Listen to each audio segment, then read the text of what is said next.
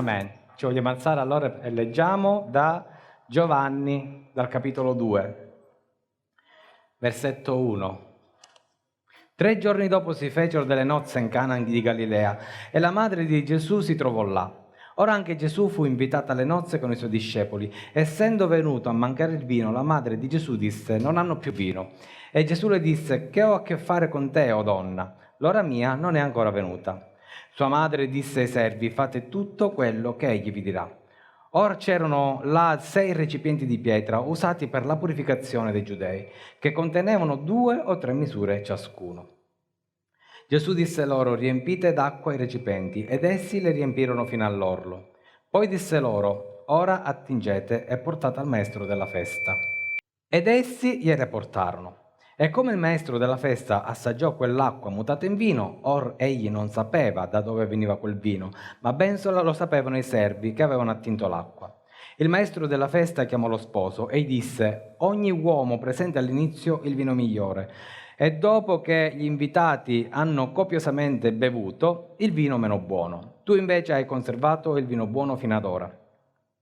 Gesù fece questo segno iniziale in Cana di Galilea e manifestò la sua gloria, e i suoi discepoli credettero in lui.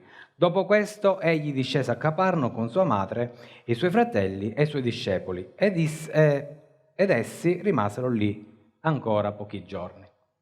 Ci alziamo tutti un attimino, per favore, chiudiamo gli occhi. Signore, noi vogliamo venire davanti a te, vogliamo che questa parola dentro di noi ci trasformi. Vogliamo che la tua parola oggi, Signore, manifesti dentro di noi una cosa nuova. Vogliamo tramutare l'acqua in vino, vogliamo che la nostra anima diventi qualcosa di meraviglioso, di prezioso, perché un matrimonio si sta preparando, un matrimonio nei cieli, e noi vogliamo partecipare a quel matrimonio. Te lo chiediamo, Padre, nel nome di Gesù Cristo. Amen. Grazie, Signore. Vi potete sedere. Allora, si sta preparando un matrimonio nei cieli, ma anche qui. Quindi, siccome questo è un brano della Bibbia che io amo particolarmente, a me piace tanto, perché dice tantissime cose, lì c'è un messaggio che non finisce mai. Se Dio vuole un giorno ci scriverò pure un libro, solo su questi versetti, perché c'ha una ricchezza di cose spirituali enormi. Quindi che cosa succede? Che durante un periodo avviene questo matrimonio. Questo matrimonio è particolare perché è fatto da un popolo che ha delle tradizioni antichissime. Gli ebrei infatti praticano il loro matrimonio in maniera molto simbolica, dove Dio è coinvolto in maniera particolare. Ma quello che a noi interessa sapere è soprattutto perché c'è questo matrimonio, perché Dio ha voluto e ha desiderato così, cioè che un giorno un uomo e una donna si incontrassero e condividessero insieme tutta la vita. Dovete sapere che gli ebrei ringraziano Dio perché ha creato il matrimonio, perché per loro è importante il matrimonio, sapete anche perché? Perché serve a far crescere il popolo. Quindi tra di loro, ed era solo tra di loro, si sposavano e cercavano di avere anche tanti figli, perché il popolo doveva crescere, perché la promessa di avere una grande nazione veniva dalla procreazione. Quindi, detto questo, il matrimonio diventa una cosa fondamentale, perché nelle nozze di Cana non solo si parla di un matrimonio che è accaduto veramente, ma Gesù, arrivato a un certo punto, dice: non è arrivata ancora la mia ora. Perché? Perché Gesù, la vita di Gesù, rappresenta una preparazione al matrimonio. La Chiesa è la sposa di Cristo, ma in questo momento è la fidanzata.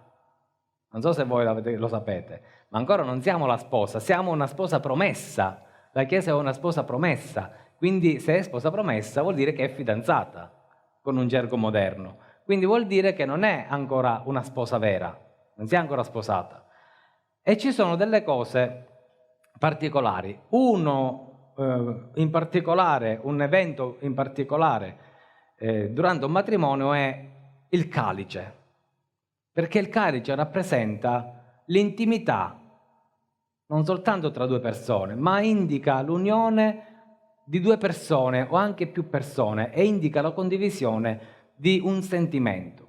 Nella Bibbia infatti noi leggiamo che ci sono tanti tipi di calici, ci sono i calici dell'ira di Dio, no? Se noi beviamo dal calice dell'ira di Dio sono guai, vuol dire che non siamo andati in paradiso, che ancora è che dobbiamo attraversare diversi dolori. C'è il calice della grazia, c'è il calice di Gesù, della Santa Cena, e c'è anche il calice del matrimonio. Durante un matrimonio si celebra questo rito del calice. Matteo 20,17. Poi mentre Gesù saliva a Gerusalemme, strada facendo, prese in disparte 12 discepoli e disse loro: ecco, noi saremo a Gerusalemme, il figlio dell'uomo sarà dato in mano ai capi dei sacerdoti e agli scribi, ed essi lo condanneranno a morte. Lo consegneranno poi nelle mani dei gentili perché sia schernito, flagellato e crocifisso. Ma il terzo giorno egli risusciterà. Naturalmente Gesù stava annunciando agli apostoli la sua morte. Se non che in mezzo a loro, voi sapete che non c'erano solo i 12 apostoli, c'erano anche delle donne. C'era tra di loro anche la mamma di Giacomo e Giovanni. Allora la madre dei figli di Zebedeo si accostò a lui con i suoi figli.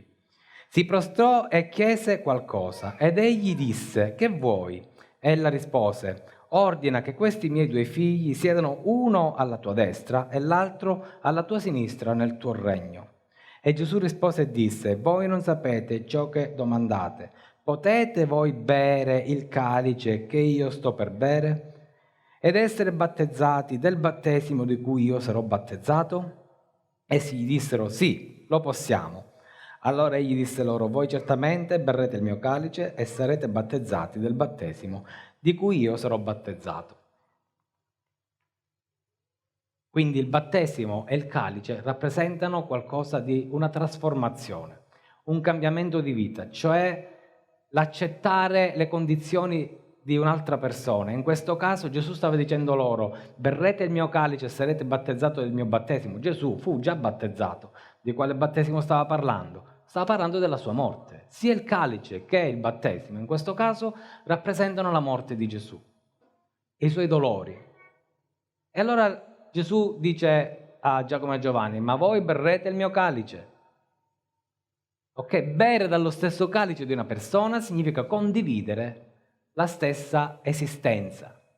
Come anche il battesimo, noi moriamo nel battesimo, ma uscendo dalle acque risuscitiamo in Cristo. Non siamo più noi che viviamo, ma è Gesù che vive in noi, è Cristo che vive in noi, perché il battesimo ci identifica con colui che ci ha liberato, come il calice ci associa a colui che ce l'ha dato.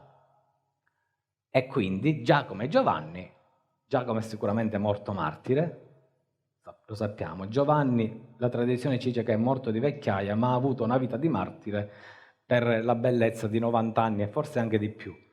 Ha vissuto tantissimo ed è stato l'unico degli apostoli che probabilmente non è morto martire, ma ha vissuto da martire, è stato punito, isolato, danneggiato spiritualmente, umanamente. Hanno bevuto dal calice che Gesù ha dato loro.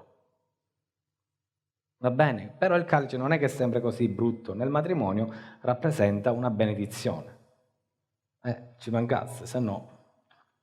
Quindi 1 Corinzi 10, 14. Perciò, miei cari, fuggite l'idolatria. Io parlo come a persone intelligenti. Chi è intelligente qua dentro? Ma va, chi non lo alza non è intelligente. Intelligenti? Non sei intelligente? No? Ma va.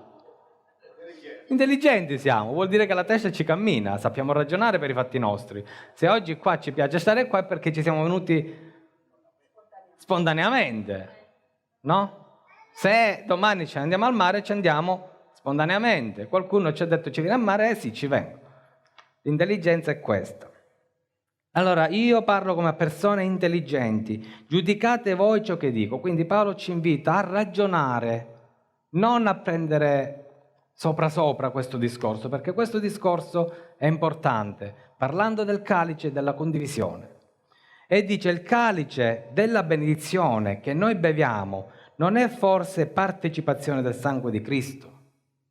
Quindi quando noi prendiamo il calice della Santa Cena, noi partecipiamo al sangue di Gesù, cioè noi riconosciamo che il sangue di Gesù ci ha liberato. Ok? Io riconosco quando bevo dal calice, che il vino, che Gesù mi ha liberato col suo sangue. Il pane che noi rompiamo non è forse partecipazione al corpo di Cristo? Poi dice al versetto 21, voi non potete bere il calice del Signore e il calice dei demoni. Perché bere il calice dei demoni vuol dire condividere la propria vita con i demoni, bere il calice di Cristo vuol dire condividere la propria vita con Cristo. Calice dei demoni, ma che cosa vuol dire calice dei demoni? Beh, tutto quello che non è cosa del Signore. Tutto quello che noi sappiamo che è disubbidienza aperta al Signore. Ma Paolo perché dice queste cose ai Corinzi? Perché i Corinzi, per farsi belli, in alcune occasioni partecipavano a delle feste a cui non dovevano partecipare. E quindi poi si contaminavano, cioè facevano comunione con i demoni. Voi non potete partecipare alla mensa del Signore e alla mensa dei demoni. Vogliamo noi provocare a gelosia il Signore? Siamo noi più forti di Lui? Perché dice gelosia? Perché nel momento in cui noi abbiamo accettato di bere quel vino e mangiare quel pane, noi siamo diventati la fidanzata di Gesù. Ora ci arriviamo perché il discorso è lungo, ma cerco di abbreviarlo. Il vino, la comunione, la Santa Cena, ci ha fatti fidanzati di Gesù. Ora, siccome da noi il fidanzamento è preso a correre sotto la scidra, nel senso che non vale niente, ma ai tempi di Gesù, e comunque per gli ebrei, il fidanzamento era una cosa fondamentale. Cioè, una volta che si era fidanzati, era difficile che si rompeva il fidanzamento. Anzi, gli ebrei insegnano oggi che è meglio non fidanzarsi o peggio ancora divorziare, ma mai rompere il fidanzamento. Vedete quanto sono esagerati? Perché il fidanzamento per loro è una cosa indissolubile, è superiore al matrimonio.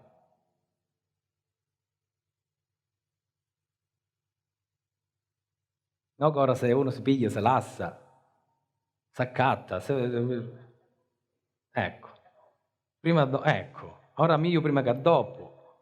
Cioè, il fidanzamento non esiste più da noi. Vabbè, è la nostra cultura inquinata, ma non è così. Per Dio il fidanzamento è importante.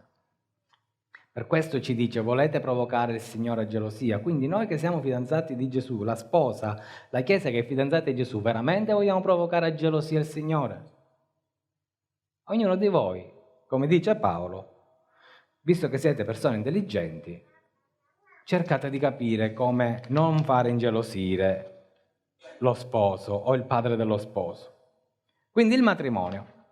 Tra gli ebrei ci sono 3 fasi. Questo è interessante perché guardate che il matrimonio ora, man mano che ve lo leggo, voi direte, ma che è vero, ma che è vero. Ci sono 3 fasi nel matrimonio ebraico. Premetto che il matrimonio al tempo di Gesù aveva una prassi. Dopo, diciamo, la distruzione del Tempio, questa prassi è un po' cambiata. Noi oggi parleremo di quella al tempo di Gesù. Quello che fanno ora è molto simile, ma ci sono delle cose cambiate. Quindi a noi, man mano ve lo dico, ma non ci interessa. Ci interessa come Gesù interpretava il matrimonio e come la sua vita era l'interpretazione di questo matrimonio. C'era prima di tutto un accordo. Lo sposo andava a cercare la sposa e se non era lui che l'andava a cercare era qualcuno. Di solito era il papà che decideva chi mandare per trovare la sposa, ma non sempre funzionava così. Anche lo sposo diceva, papà, sai, quella donna mi piace, voglio fidanzarmi con lei. E in questo accordo si faceva una specie di contratto scritto, era una promessa. Questo contratto è importante perché praticamente fino al giorno del matrimonio è un pezzo di carta come se avesse un valore enorme. E si scriveva. Allora Dio ha mandato Gesù, che ha scelto noi e ha scritto per noi un contratto che è il Vangelo. Quindi lo sposo è sceso sulla terra per andare a cercare la sposa. Ok? E ha scritto per noi un contratto, cioè il Vangelo. Quando, ora qua arriva, non ridete perché funzionava così, ma come ragioniamo noi funziona male, ma in realtà come lo spiega poi la parola di Dio ha un senso. Questo contratto indicava un prezzo, cioè la sposa valeva tot soldi. Ok, lo sposo andava e diceva, sì, devo comprarla, ma c'era veramente un contratto, la doveva comprare, perché il papà se no non gliela dava. Ma questo aveva tanti significati, non è che accattavamo la mucca o il cavallo, va bene? Non vuol dire quello, vuol dire dare un valore alla persona in questo caso. E vuol dire che io come marito più amo quella persona, più devo far vedere che ci tengo e quindi più devo sborsare. Che cosa ha fatto Gesù per la sua sposa? Ha dato la sua vita.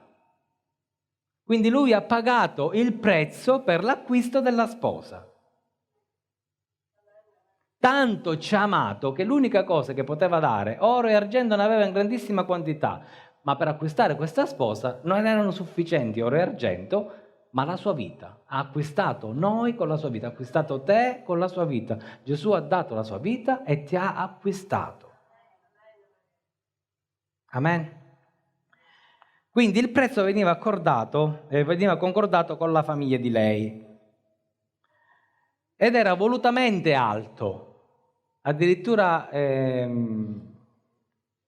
si faceva ingrassare la sposa perché così più pesava, più valeva. C'era anche questa cosa. Quindi più alto era il valore, quindi più sono i figli di Dio, più alto è questo valore. Il prezzo quindi, concordato il prezzo, lo sposo incontrava la sposa. Perché non è finita qua? Dopo che io ho scelto la sposa, non è che finisce, si fanno l'accordo, arrivederci, buonanotte, ti faccio vedere che posso pagare e via dicendo. No, la sposa, a vedere sì. Perché se la sposa diceva no, era no.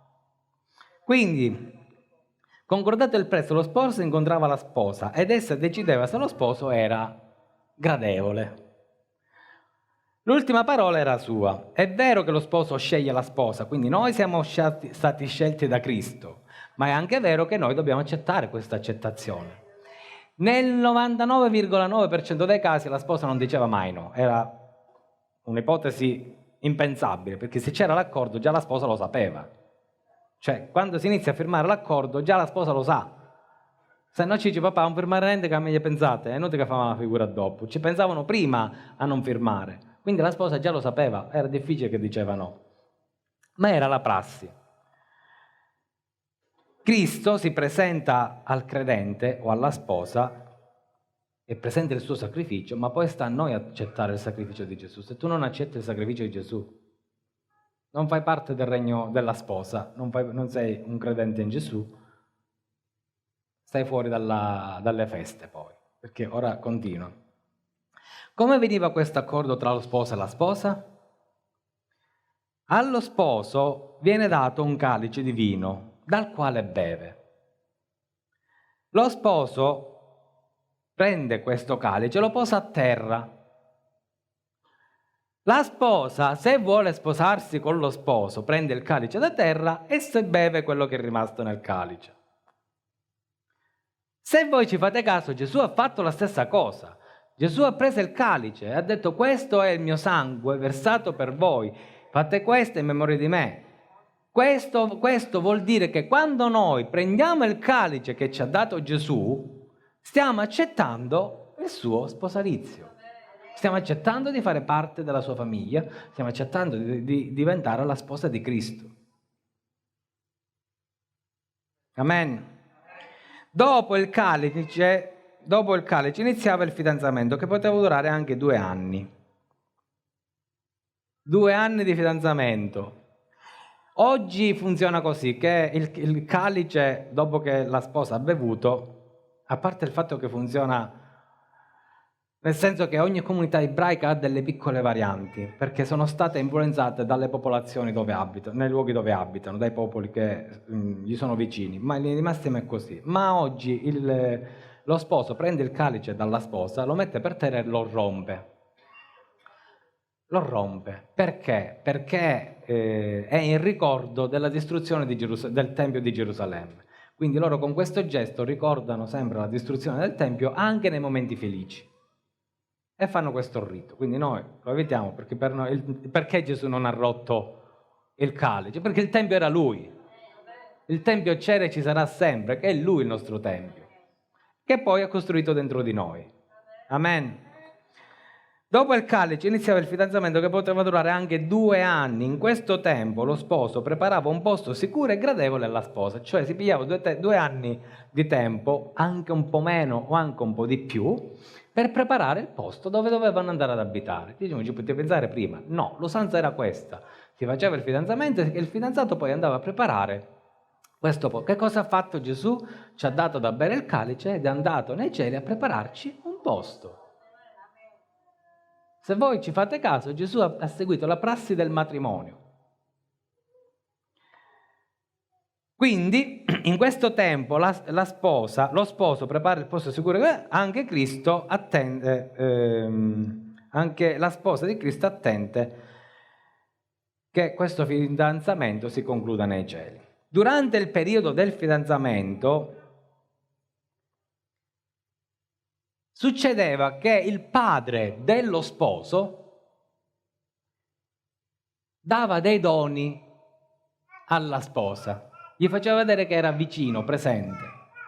Il padre dello sposo Gesù, che cosa ha fatto con noi? Ci ha mandato il dono dello Spirito Santo, non ci ha lasciati soli. E anche quando la sposa dovesse vedere che lo sposo ritarda, sapete che cosa fa la sposa? Va a prendere il contratto e lo va a leggere e si rianima con quel contratto. Ricordate il contratto che si è firmato all'inizio? Il Vangelo per noi deve essere di rianimazione, cioè la promessa che Gesù verrà. Amen. Gloria a Dio. Quindi lo sposo prepara il luogo dello sposalizio, ma è il padre che decide il giorno in cui lo sposo verrà a prendere la sposa. Che cosa ci dice Gesù? Gesù ci ha detto le stesse cose. Io quel giorno non lo so, è il Padre mio che lo sa. Ecco perché Gesù non è che era ignorante, ma siccome doveva seguire la prassi, lui non doveva sapere qual era il giorno, perché il Padre doveva decidere quel giorno. Ed era una cosa che questo aspetto appartiene assolutamente al Padre. Sapete perché? Perché lo sposo, o nella voglia di fare in fretta, va a prendere la sposa prima del tempo e quindi si trova impreparato lui e impreparata la casa, o lo sposo dice, vabbè, ho tempo che fare, passare 2 anni e ne fanno passare 10, perché magari lui non si sente pronto, ma è il padre dello sposo che vede quando è il momento e dice, ok, puoi andare. Gloria a Dio. Lo sposo, sì, abbiamo detto che prepara. La festa durava 7 giorni, quindi probabilmente è un'allusione anche al rapimento. Perché il rapimento noi sappiamo che la tribolazione, tra virgolette, durerà 7 anni, e in questi 7 anni ci sarà questa festa nei cieli. La sposa, subito dopo il fidanzamento, Tevilà. Che cos'è la Tevilà? È un bagno rituale, nel cui la sposa, completamente senza abiti, senza smalto, senza trucco, senza niente addosso, doveva fare questo bagno rituale, immergersi completamente nell'acqua ed uscire fuori. Questo naturalmente ci ricorda il battesimo, perché nel matrimonio ebraico questo è immagine di lasciare la vecchia vita e riprenderne una nuova col fidanzato. Quello che rappresenta il battesimo per noi, lasciare la vecchia vita e riprendere una nuova vita con Cristo. Ecco perché Paolo ci dice che siamo la sposa di Cristo, perché ha visto la vita di Gesù, ha detto, Gesù ha seguito quella prassi. Gesù ha fatto per noi quello che la legge prevedeva, quello che era previsto per il matrimonio, l'ha fatto. La sposa non sapeva né il giorno né l'ora, era completamente ignara di quando lo sposo sarebbe venuto. Addirittura c'era il pericolo che veniva di notte, anzi era più probabile che veniva di notte, perché quando il padre diceva allo sposo vai, e lo diceva al 99% di notte, perché la notte era una sorpresa. Il giorno uno se l'aspetta, ma di notte non se l'aspetta.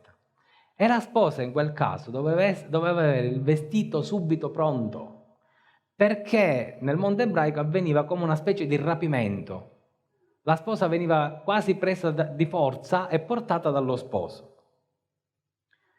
Anche se c'era l'avviso, perché si suonava il corno. Quindi la sposa, quando sentiva suonare il corno, sapeva che era il momento e subito si vestiva.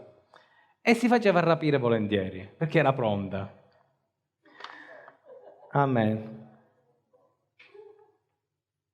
Allora, siccome sapeva che doveva venire, che poteva avvenire anche di notte, la sposa aveva sempre un lume ad olio. Quindi lo Spirito Santo sempre acceso, la luce accesa sempre su di noi. Ma non solo, la sposa aveva anche delle damigelle, chiamiamole così, delle vergini con lei. E anche loro dovevano avere sempre le lampade accese. Lo sposo, questo l'ho già detto, quando tutto era pronto, il padre dello sposo, l'ho detto pure, il rapimento, gli sposi venivano posti sotto un baldacchino, dopo che la sposa veniva rapita e portata dallo sposo, venivano posti sotto un baldacchino che era il simbolo della nuova dimora. Gli invitati e lo sposo di solito erano vestiti con una tunica bianca, si presentavano tutti con una tunica bianca. Sapete qual è la particolarità? Che la tunica bianca non è che se la andavano a comprare loro, gliela dava il padre dello sposo. Sì, vestiva tutti gli invitati. È quello che fa Dio con noi. Dio ci dà una veste nuova per partecipare a questo matrimonio. Gli sposi consumano il matrimonio il primo giorno e la festa dura in totale 7 giorni. Vieni, muoviti, col tuo sangue prezioso, muoviti Spirito Santo, muoviti. Dentro di noi, in mezzo a noi. Soffia ora, Signore, nel nome di Gesù. Nel nome di Gesù, Soffia, Spirito Santo, ora nel nome di Gesù. Ora, nel nome di Gesù. Soffia, Signore, Dio eterno, glorioso, glorioso, Signore del Signore. Glorioso sei. Santo, gloria a te, Signore. Vieni, Spirito. Alziamo le nostre mani e invochiamo ancora lo Spirito Santo. Personalmente, vieni nella mia vita. Vieni nella mia vita, Signore. Vieni dentro di me, cambia i miei pensieri, Signore. Trasformami, Signore. Trasformami come si trasforma la pietra. Con lo scalpellino, Signore, trasformami e fammi a tua immagine. Trasformami, Signore. Vieni, Spirito Santo. Vieni, Spirito Santo, in tutti coloro, Signore, che in questo momento hanno la mano alzata, che in questo momento ti stanno invocando, che in questo momento invocano la tua presenza in questo luogo. Vieni, Spirito Santo, nel nome di Gesù. Vieni, Signore, muoviti, tocca, Signore. Non per potenza né per forza, ma col tuo Spirito, Signore. Agisci ora col tuo Spirito, Signore, nel nome di Gesù. Fa che la tua parola possa entrare, toccare, liberare, guarire, nel nome di Gesù. Che la tua parola sia una medicina, Signore. Una medicina che guarisce l'anima, che guarisce i pensieri e che guarisce anche il corpo. Nel nome di Gesù intervieni, Signore. Nel nome potente e glorioso del Signore Gesù Cristo. Sei benedetto in eterno e degno di lode, di gloria e di onore. Santo, santo, santo sei. Vieni, Spirito. Vieni, Spirito. Insieme. Vieni, Spirito. Vieni, Spirito. Vieni, Spirito. Vieni, Spirito. Vieni, Spirito. Vieni, Spirito.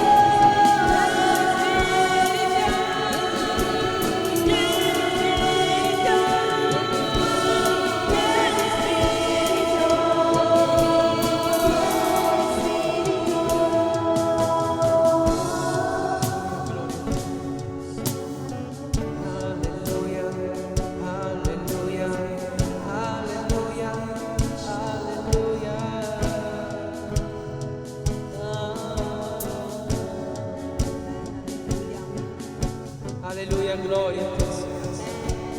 E benedetto in eterno sei te. Grazie, Signore. Glorioso, tu che Glorioso e regni e meraviglioso. sei meraviglioso Dio. Santo, Meraviglioso. santo sei, Signore. Gloria a te.